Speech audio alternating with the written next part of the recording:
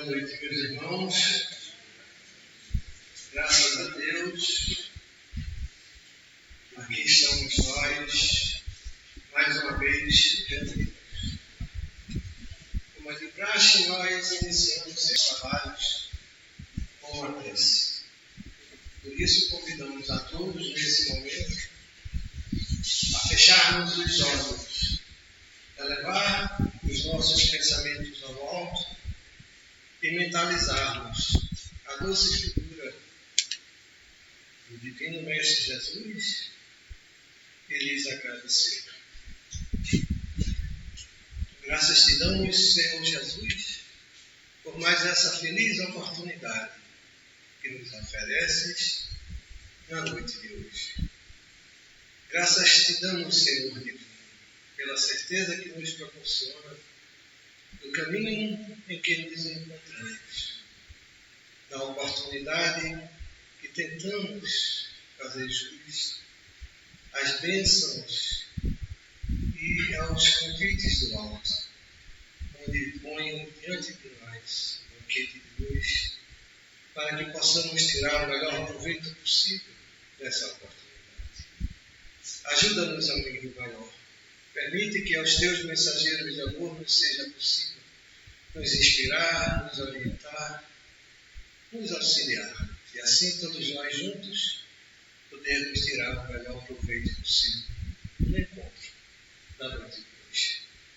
E assim, Senhor, confiantes na tua presença entre nós, na tua assistência incondicional, suplicamos o teu consentimento para, em teu nome, iniciarmos os nossos estudos da noite de hoje.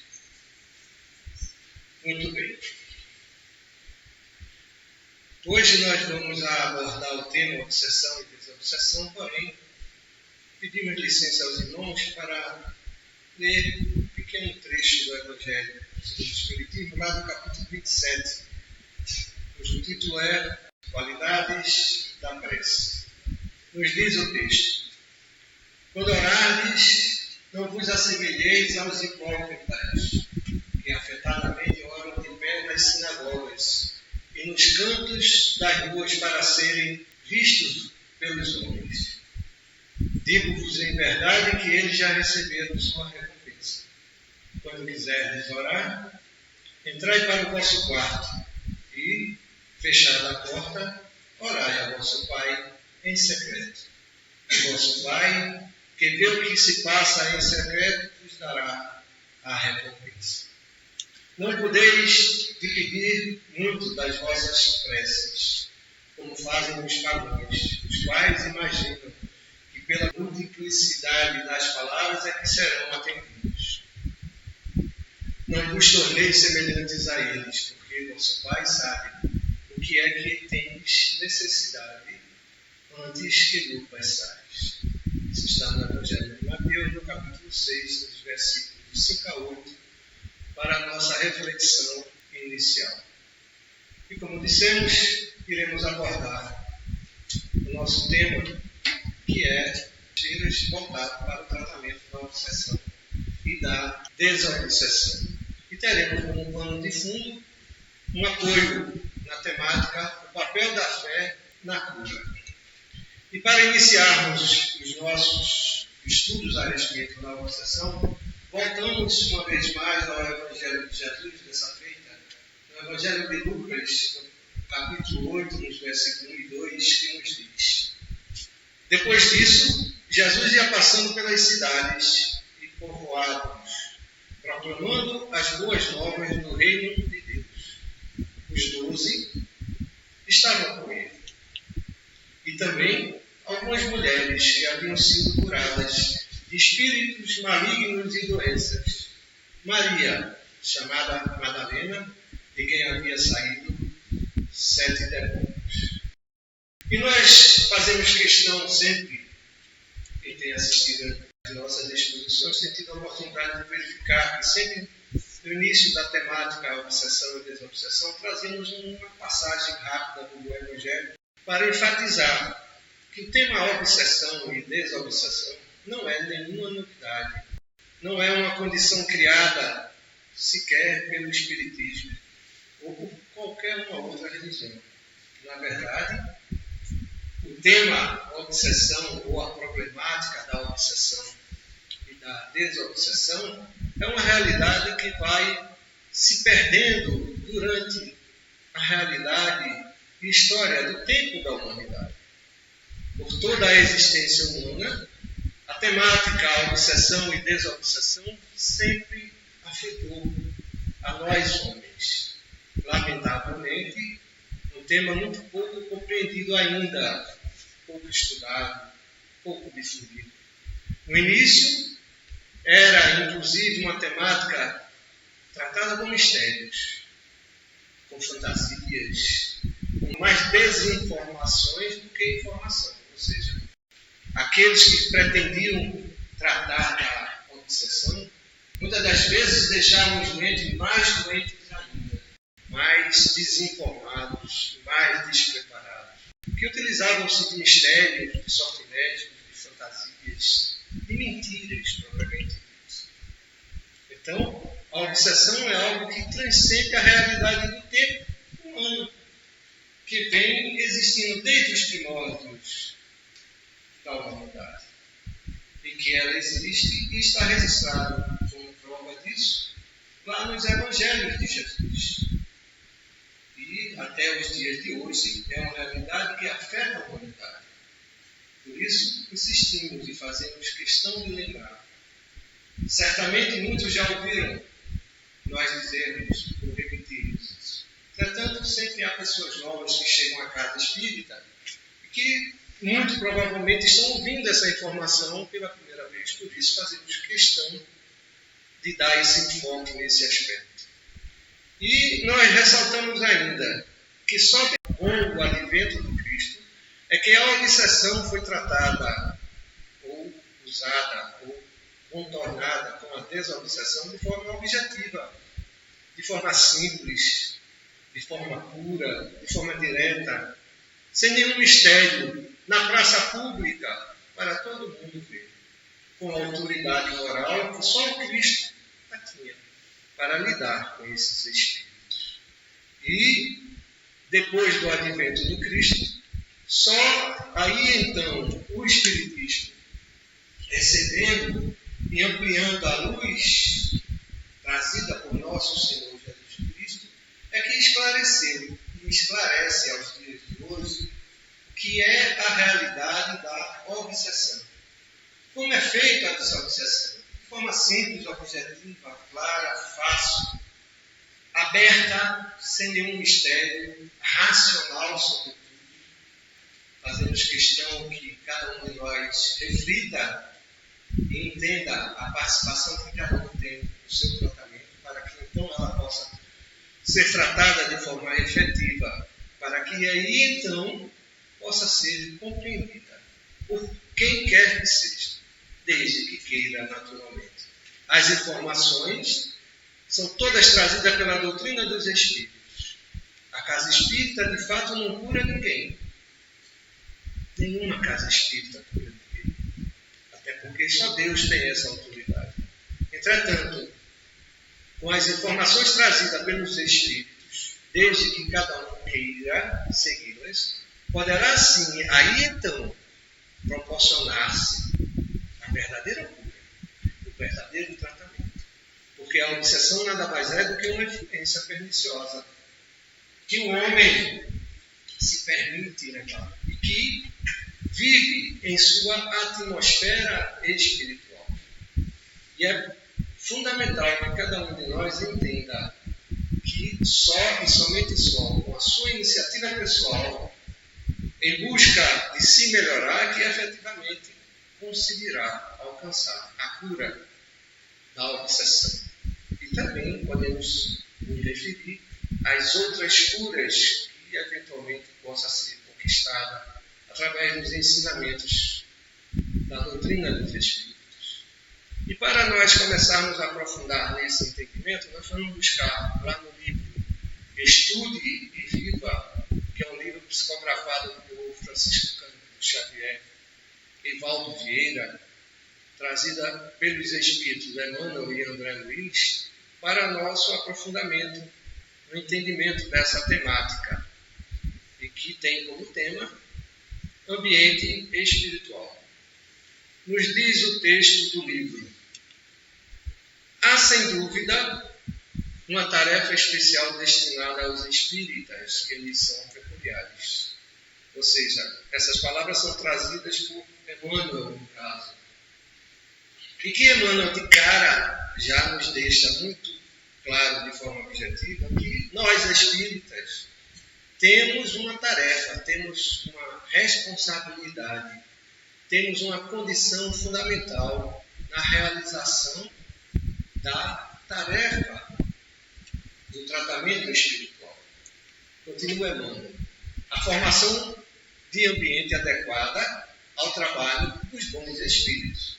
Ou seja, muitos de nós, assim que começa a frequentar a casa espírita, imagina, até porque não conhece, é natural, né, até certo ponto, que vindo apenas simplesmente à casa espírita terá a solução, ou a cura, ou o início do tratamento das suas realidades necessárias, a sua condição da obsessão. E Emmanuel, nesse caso, nos deixa muito claro que é nossa responsabilidade, mas não só de nós espíritas que estamos aqui trabalhando, mas cada um frequentador, cada um participante tem uma responsabilidade na criação ou na formação do ambiente, porque o nosso ambiente espiritual será sempre a consequência dos nossos ambientes internos. Ou seja, cada um de nós aqui tem uma atmosfera mental, que é o nosso ambiente espiritual. Em torno de nós habita uma atmosfera. Temos em torno de cada um de nós vários espíritos que são ligados a nós mesmos pelos nossos pensamentos, pelas nossas ideias, pelos nossos sentimentos, pelos nossos propósitos. E que, ao virmos buscar a busca do tratamento da desobsessão, é fundamental que entendamos que esse tratamento tem por início a responsabilidade de cada um empreender em favor de si próprio a condição de se tratar, a condição de criar um ambiente favorável.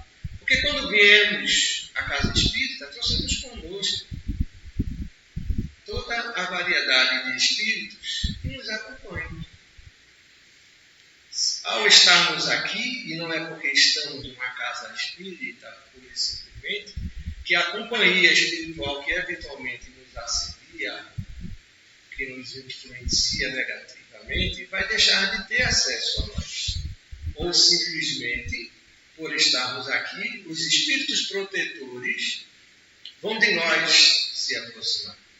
Não é bem assim. Os espíritos protetores até tentam, muitas das vezes, de nós se aproximarem, a nós nos ajudar, a nós nos orientar, a tentar ocupar, não tomando, mas esclarecendo o lugar daquele irmão que lhe influencia negativamente, para que a influência possa se tornar positiva, favorável. Mas eles só assim o farão em primeira instância. Primeiro, se nós permitirmos, se cada um de nós aqui abrir espaço, ou seja, no início da reunião, por exemplo, quando fazemos a prece, esse é o primeiro momento que nós abrimos um canal com a espiritualidade, através da prece. Por isso que fizemos questão de ler a parte do Evangelho que se refere à qualidade da prece. Se a minha prece inicial na casa espírita não for uma prece direcionada, sincera, propositada à ligação espiritual protetora, nada vai adiantar. Os irmãos que estão ligados a mim, eventualmente aqueles que estão me conduzindo para a negatividade, continuarão ligados a mim se assim eu permitir, ou se assim eu desejar. E assim eu faço quando, por exemplo, já quando chego, em vez de mentalizarmos ou dirigirmos minhas preces, ou os meus pensamentos, ou minhas ideias, para assistência ou o propósito que viemos aqui buscar, estivermos eventualmente voltados para assuntos diversos, para assuntos que fogem da realidade do nosso propósito. Nós estamos aqui como numa consulta médica.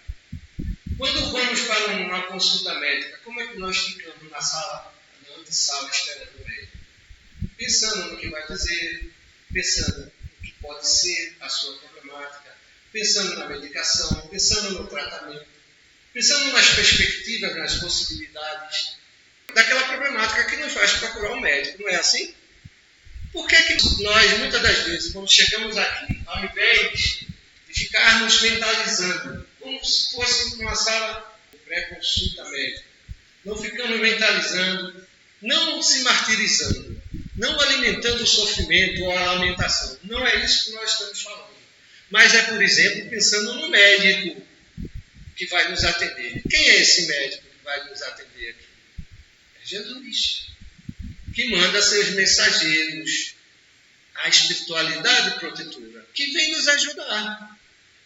E nós, muitas das vezes, mudamos a sintonia. Estamos voltados, pior ainda, no momento da prece, o máximo que a gente consegue, muitas das vezes, é apenas repetir o Pai Nosso. Nem sempre acompanhamos sequer o orador ou quem faz a prece. Mas não é acompanhar repetindo as palavras na sequência que ele dita. Nós estamos nos referindo em sentimento. Porque é aquilo que eu sinto que abre um canal em direção à espiritualidade a quem estou em busca. É o que eu sinto, é o que eu alimento em mim, em qualidade de intenção, que me faz ligar aos meus obsessores, por exemplo. Mesmo que esses venham de outras vidas. E a maior prova de que eles estão ligados a nós desde outras vidas é justamente os sentimentos e os propósitos que nos atraem desde vidas passadas. E na hora do tratamento esquecemos desse pequeno detalhe. Mas continuemos com Emmanuel, que nos diz: todos nós estamos convocados a colaborar com os mensageiros do Senhor, notadamente no sentido de preparar-lhes ambiente favorável à manifestação.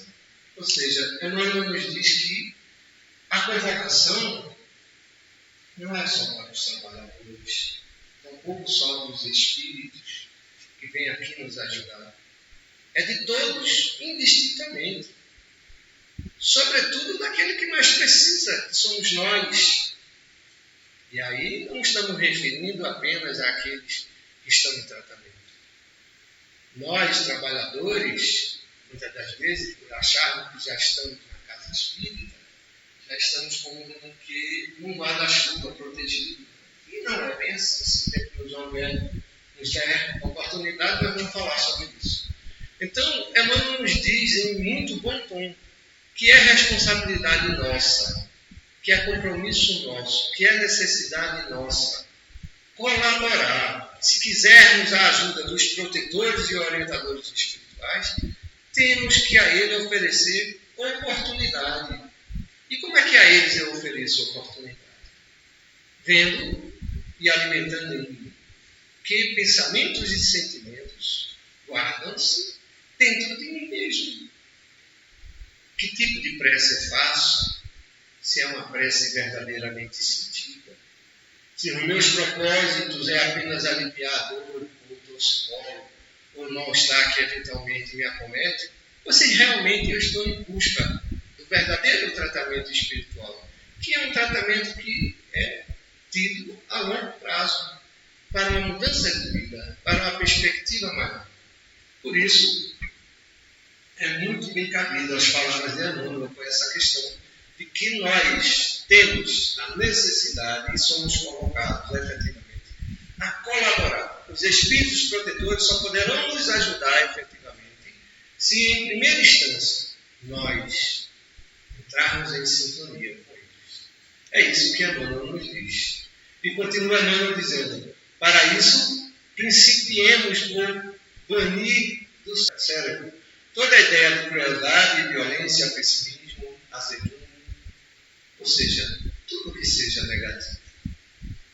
É comum nós, quando vamos para uma consulta médica, ou quando viemos para um tratamento espírita, tratamento de desobsessão, ficarmos nos alimentando nos pensamentos que em volta da nossa mente nos alimenta o dia inteiro, nos trazendo toda a sorte de insatisfações e de sofrimentos que porventura nos aflige e que nos traz aqui, ao invés de procurarmos banirmos literalmente, como nos diz a mão, de nossas ideias, esses pensamentos, e aí alimentar a verdadeira prece, a verdadeira busca interior, em favor da sintonia que vai nos beneficiar e que nos ligará aos nossos irmãos protetores. E fundamentalmente, diante de qualquer pessoa que nós possamos nos sentir, diante de uma criatura que aguarda de nossa parte o amor porque fomos criados pela providência divina. É muito comum nós nos preocuparmos necessariamente sempre conosco mesmo. E no dia a dia, e sem nos apercebermos, é isso que mais atrai os obsessores. É isso que faz com que nós nos liguemos muito mais a eles, porque estamos vibrando na sintonia dele. Diante do irmão carente, ou diante do irmão necessitado, ou às vezes de uma oportunidade de ser útil, relevamos a segundo plano, ou deixamos de lado, não damos atenção, ou não tratamos de forma adequada quem quer que seja. Pior ainda, quando é alguém que, infelizmente, naquele momento, socialmente se encontra em um degrau inferior ao nosso, e nós o observamos como uma criatura menor, nem sempre dando atenção, nem sempre usando da caridade na ajuda e no socorro que esses irmãos, porventura, venham em nós buscar. Porque é isso que a espiritualidade está fazendo, tanto a perseguidora como a protetora. Nós, se quisermos receber a ajuda do alto, temos que mostrar que somos merecedores. Se nós quisermos nos diferenciarmos dos irmãos inferiorizantes, temos que mostrar a eles que não somos, porque não estamos vibrando na sintonia deles. E quando lidamos que esse é o verdadeiro e único objetivo da realidade humana, e nós não nos apercebemos disso, com o próximo, para dar a esse aquilo que nós queremos para nós não simplesmente não fazemos. Damos justamente aquilo que não queremos para nós. Ou seja, a desatenção, o desamor, a falta de afeto, a falta de compreensão, a falta de paciência. Mas se eu estou desempregado, eu não tenho tostão, não consigo ajudar mais ninguém, me falta às vezes até o que comer. Mas a caridade não é feita só de bens materiais. Não é só doando bens materiais. A atenção, o ouvir, uma palavra amiga, um apoio, um momento simples de escuta, muitas das vezes é o que mais buscam em nós e que, devido às nossas impaciências, muitas das vezes passamos por cima. Entretanto, ao chegar na casa espírita, desejamos que os protetores e os orientadores tenham para conosco a paciência que muitas das vezes não temos diante dos nossos irmãos menores em posição social.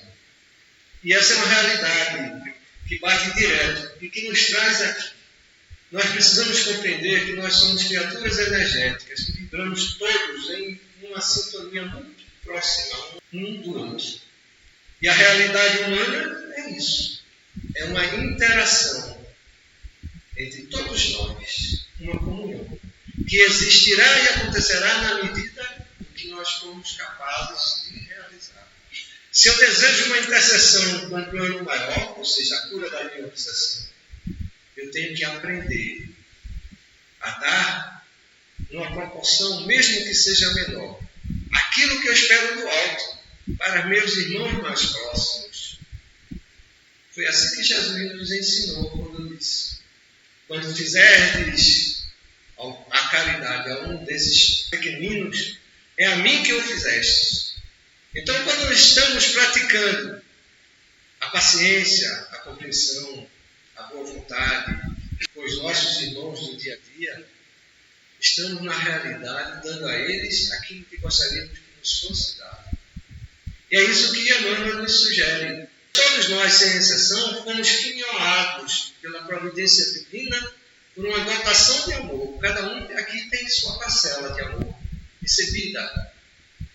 Alguns entendem como bens materiais, outros como oportunidades profissionais, outros como oportunidades sociais, outros como familiares, outros como saúde, ou seja, cada um tem a sua oportunidade de talento em sua vida, que de fato foi dado pela divina providência, ou seja, quinhoado pela providência divina.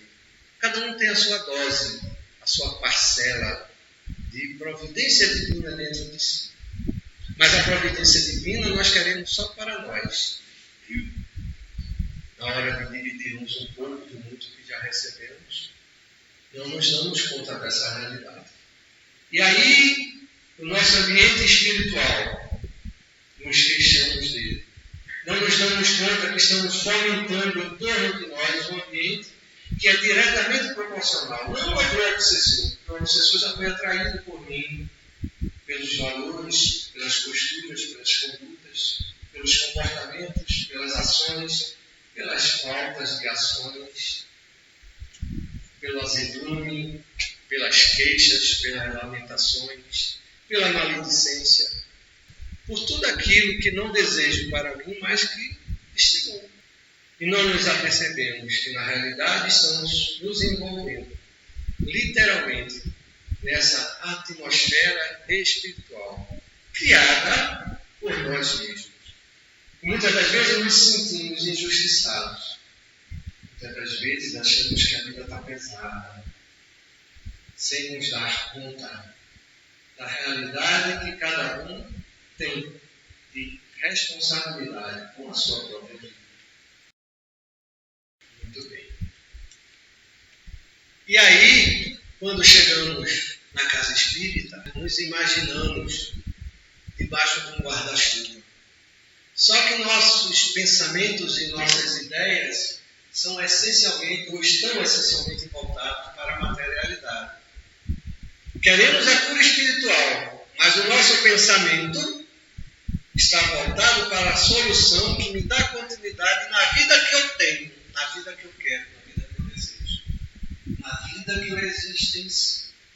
E sem aperceber-se da realidade do que representa esse guarda-chuva, vamos trazendo aos pouquinhos para debaixo desse guarda-chuva a condição de que nós não vamos nos sentir livres, pois se desejarmos sentirmos livres das influenciações inferiores, é preciso, antes de mais nada, combater em nós as nossas fraquezas, aquelas que citamos há pouco, aquelas que vamos passar a citar agora, como o orgulho, a vaidade, o egoísmo, a avareza, a preguiça, a agressividade, a prepotência, a maledicência, o pessimismo, o azedume.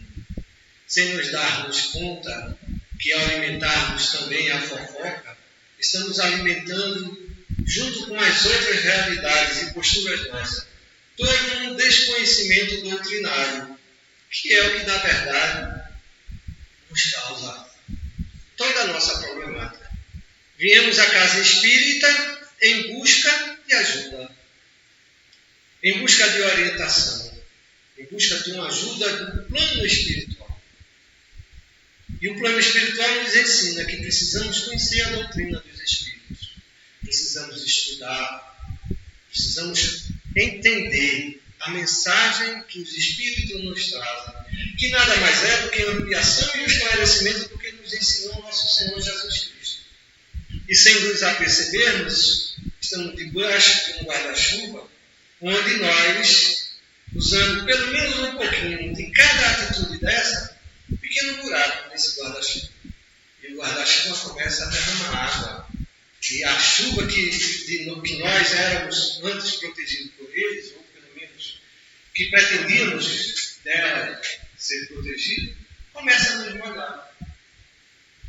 Ou seja, nós somos os causadores primeiros de toda a chuva que nós levamos, de todo o ambiente que vivenciamos, de toda a realidade espiritual. E aí não estamos falando só dos nossos irmãos que estão em tratamento, não. Estamos nos referindo a nós mesmos, trabalhadores espíritas. Esquecemos, muitas das vezes, dos nossos propósitos. Mas se eu fosse perfeito, eu não estaria aqui. Muito bem, ninguém está buscando a perfeição, nem sugerindo aqui tampouco que sejamos perfeitos, porque dela estamos muito distantes ainda. Entretanto, é um exercício que requer vigiar e requer orar constantemente, a todos os instantes, a todos os momentos. O convívio social nos leva a essa realidade. Aliás, podemos dizer sem medo de errar, nós vivemos em coletividade porque precisamos exercitar a nossa coletividade para que cada um possa estimular no outro a realidade do raciocínio e da mudança moral que cada um precisa empreender na sua própria vida. E aí não compreendemos por que o obsessor se aproxima de nós. E alguns até perguntam, por que é que Deus permite que um espírito mau de mim se aproxime? Sem se dar conta que é Ele próprio, pelos seus hábitos e valores, que permite a sintonia com esses irmãos. E que, na verdade, aquele obsessor é um instrumento divino a lhe provocar, a fazer você buscar o exercício do aprimoramento interior, do aprimoramento moral. Por isso estamos nesse plano de existência, de prova e de expiação, porque simplesmente não atingimos ainda a compreensão maior da necessidade que temos para podermos evoluir. Por isso estamos demorando de degrau em degrau. E alguns de nós querem pular o degrau. Não consegue, até pode dar um pulo, mas vai ter que voltar para o que não entendeu daquele degrau de vida. Voltados para o mundo material, nossos pensamentos ficam como que cristalizados numa faixa de onda de matéria, sem entender os valores cristãos, entende dele apenas os de uma religião assumida pela fé humana. Ou seja, nossos pensamentos invariavelmente estão voltados para os valores materiais. E até certo ponto temos dito isso é até razoável, é até compreensível, porque é a matéria, o grande instrumento que o espírito tem para o seu desenvolvimento, para o seu aprendizado, para a sua evolução. Entretanto, o homem ainda não conseguiu perceber, embora seja uma realidade que ele tenha plena consciência da existência, que esse plano material é passageiro. Nós nos agarramos a ele como se fosse a única realidade resultante, como se fosse a única realidade que fosse nos levar ao ocultar. Mas se você sugere que a gente dê menos valor à vida material, absolutamente não se trata disso. Se trata de nós não cristalizarmos, como os mais modernos dizem, sair da Matrix. Não existe essa história de Matrix. As nossas ideias, os nossos pensamentos estão voltados para o tom e para a vibração que nós dirigimos. Lamentavelmente, a nossa realidade material, aquilo que denominamos, ou aquilo que alguns denominam de Matrix, é a condição de vibração que você alimenta em pensamento, em ideia e em sentimento, que faz com que você viva cristalizado nesse mundo material. Embora a todo instante, a todo momento esteja interagindo com o plano espiritual, se o plano espiritual é esse que não vejo, você não o vê porque os seus pensamentos, mais uma vez, estão cristalizados na faixa de onda de matéria. A própria ciência humana tenta explicar as causas pelo efeito. Como assim, Silvio? O homem de ciência quer explicar a vida da matéria através da própria matéria. E a matéria não é causa, a matéria é efeito. A matéria é consequência de um mundo espiritual. Não é esse que dá causa ao mundo espiritual. Não, o mundo espiritual não existe por conta do mundo material, não. É ao contrário. O mundo material é um reflexo da vida espiritual. E aí o homem se engana, se ilude, quando se abraça com esse mundo material como se fosse a causa primeira de todas as coisas. E a causa primeira de todas as coisas, se estamos bem distante de entender o que seria. E aí o homem começa a criar fantasias, ideias, sugestões.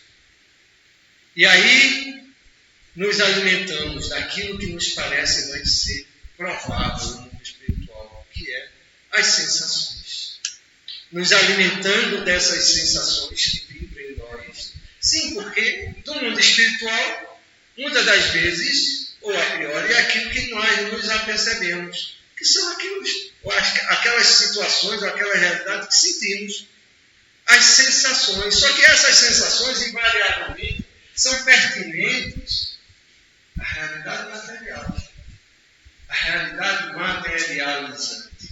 Por isso sentimos mais facilmente o obsessor. Por isso, muitas das vezes, que sentimos através das energias negativas, pesadas, perniciosas, um ambiente pesado, como muitos dizem. Essas sensações nada mais são do que a percepção, a consciência que cada um tem do mundo inferior em que nós nos encontramos. E o mundo espiritual superior, que está bem juntinho de nós, não está lá em cima. Está lá em cima porque nós imaginamos distante de nós, mas ele está bem pertinho de nós. Jesus, nesse momento, está junto de cada um de nós, através de um orientador, através de um mensageiro, através de um protetor, através de seu sentimento de luz.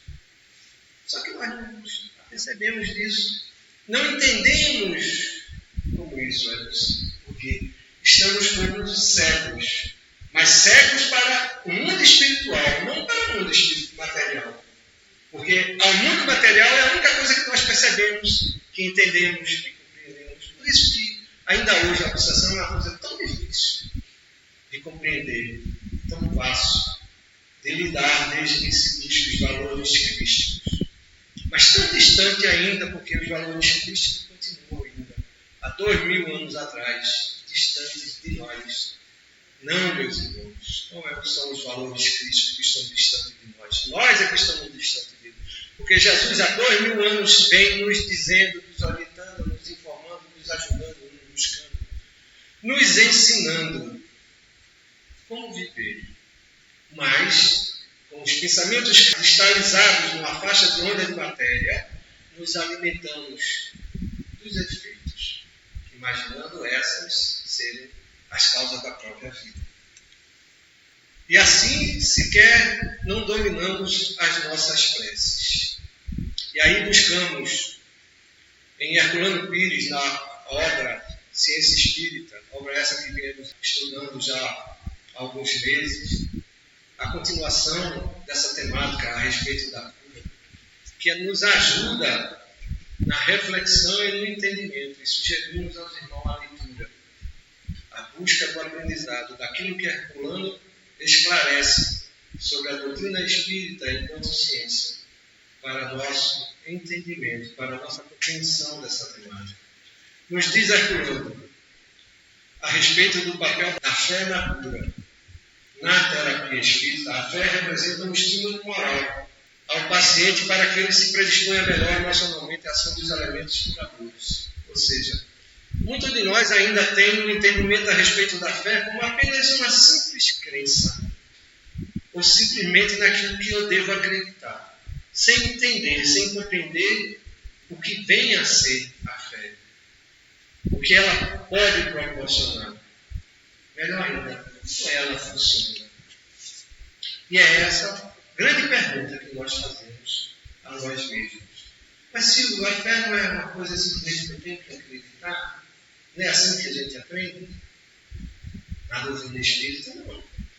Muitos de nós ainda estamos agindo assim, porque não estudamos, porque não compreendemos o que Kardec nos codificou em torno da doutrina dos Espíritos, porque não lemos, porque não buscamos, imaginamos ser a fé apenas uma opção de acreditar. E não é. Os Espíritos já nos ensinam que no dia que nós compreendermos que a fé é um atributo humano, aí nós vamos conseguir dar passos largos, não só na nossa cura momentânea, mas na nossa vida moral e espiritual. Muito bem, e o que seria a prece? Porque a prece seria um exercício de fé. Podemos dizer que a prece, como nos sugere o Evangelho, é uma invocação mediante a qual o homem entra pelo pensamento em comunicação com o ser a quem dirige. Ou seja, podemos dizer que a prece é a fé em movimento. E não nos damos conta disso. Que quando estamos orando, estamos pondo em movimento a nossa fé. Apenas imaginamos que é um pedido, é uma crença que eu tenho que alimentar em mim. E nós nos damos conta que naquele momento estamos movimentando aquele pensamento, aquele sentimento, aquela ideia, aquela força interior que você tem, aquele atributo que é próprio ao ser humano, não é exclusivo de ninguém. Movimentando, direcionando a condição da fé. E a fé? O que seria? Aí já nos ensina o apóstolo Paulo, dizendo que, lá em Hebreus, está registrado, Hebreus capítulo 11, versículo 1, que a fé é o firme fundamento das coisas que se esperam e a prova das coisas que se não veem. Mas isso é um linguajar muito rebuscado, coisa de 2000 anos atrás, não dá para entender. Dá para entender. Como é que a gente não está habituado a ler o Evangelho, a buscar entender, tampouco interpretar.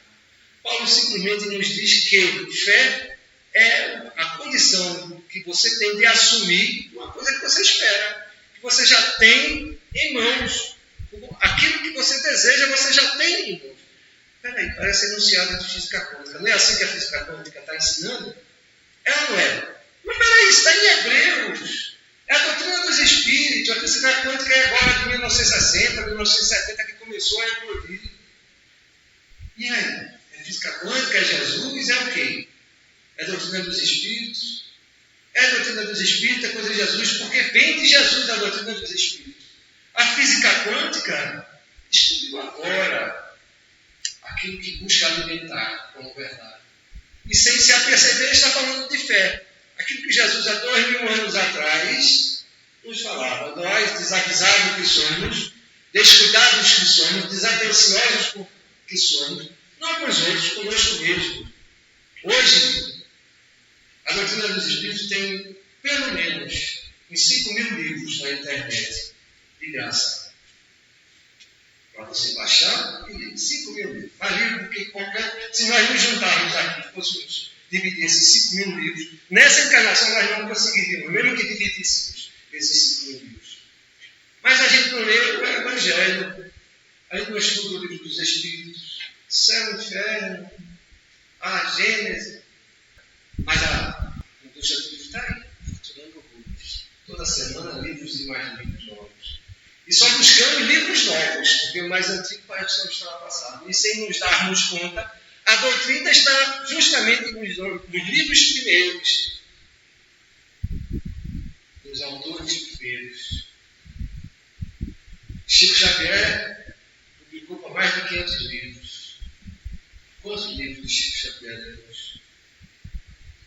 Isso está trazido por Emmanuel, por André Luiz, lá nos livros deles. Quem quiser ir buscar vai encontrar facilmente.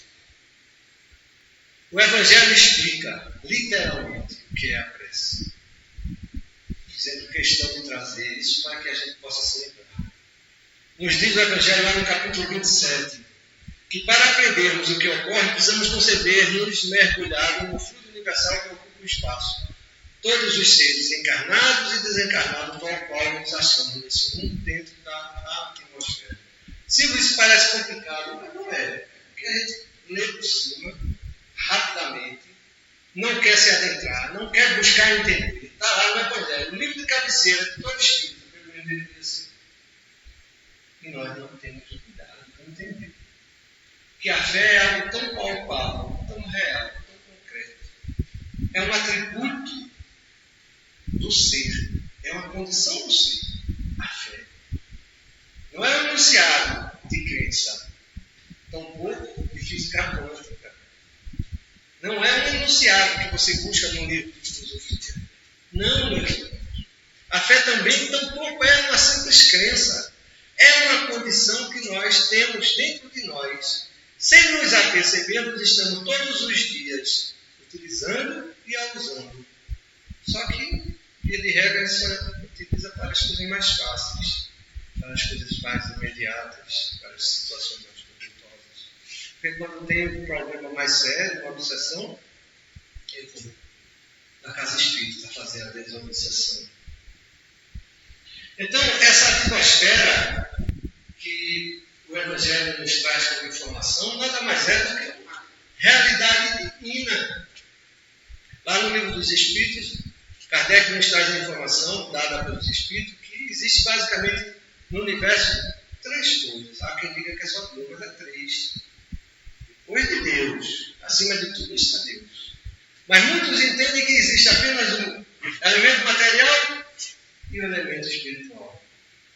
Mas o Livro dos Espíritos diz isso claramente, que basicamente existem 2 coisas, está dizendo que existem 3.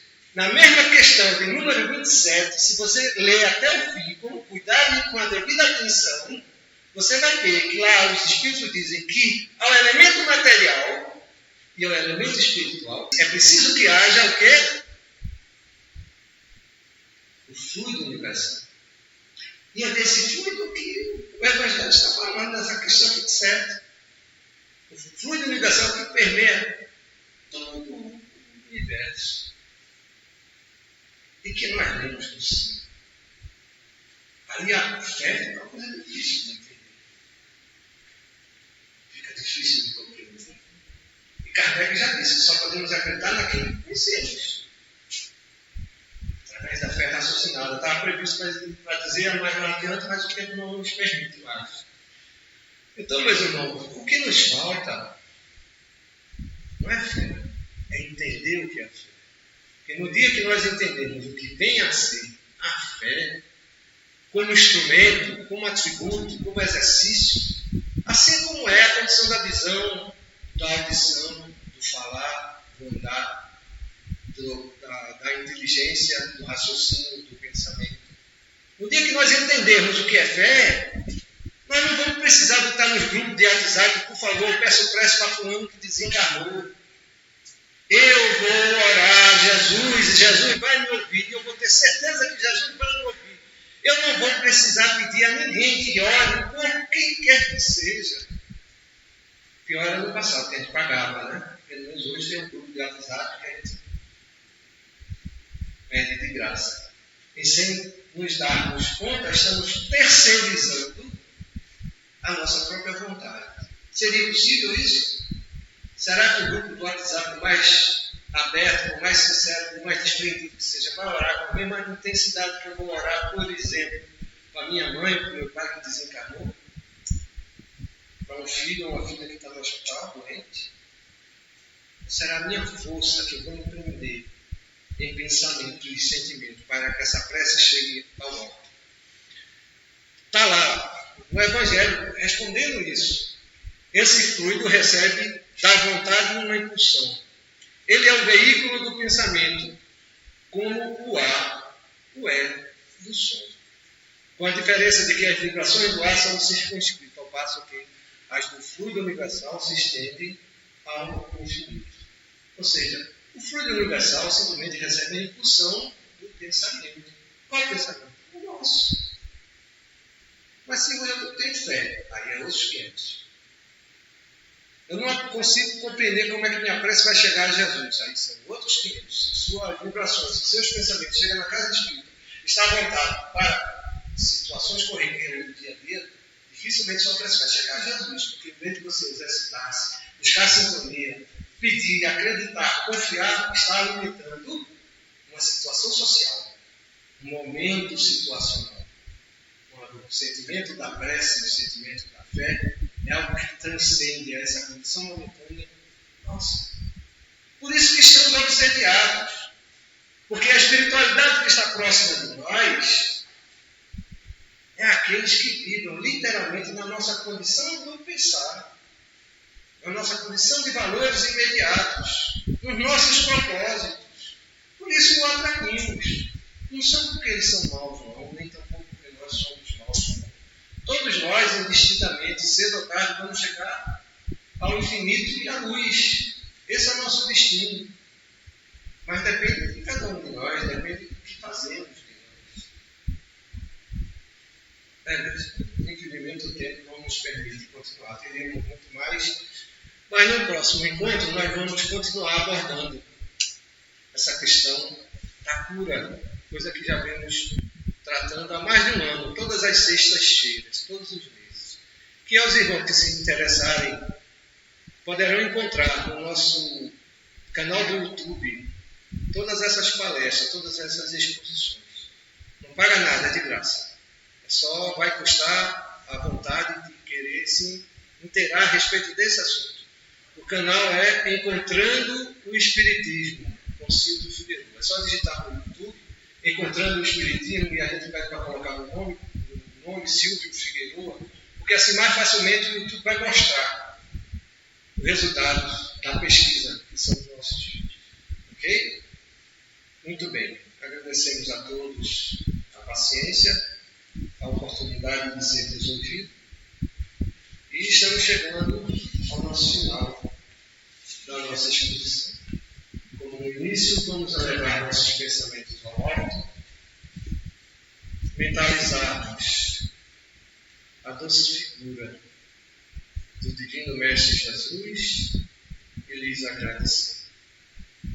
Graças te damos, Senhor Jesus, por mais essa feliz oportunidade que nos ofereceste na noite de hoje. Graças te damos, amigo maior, pela certeza que nos proporcionas, através dos teus mensageiros de amor, dos nossos propósitos, do caminho que aguarda para todos nós, através da doutrina dos Espíritos, que são os teus evangelhos reunidos, que nos traz a luz, o amor, a verdade. Ajuda-nos, amigo maior, para que todos nós consigamos, quem sabe, dentro em breve, assimilando e compreendendo as tuas verdades, nos intitularmos instrumentos do teu amor, a servir como instrumentos teus, na ajuda e no socorro, de tantos quantos não sejam possíveis, de tantos quantos se faça necessário. E assim, Mestre Maior, mais uma vez, te agradecendo por tudo, suplicamos o teu consentimento para, em teu nome, Senhor, finalizarmos os nossos estudos da noite de hoje. Muita paz para todos.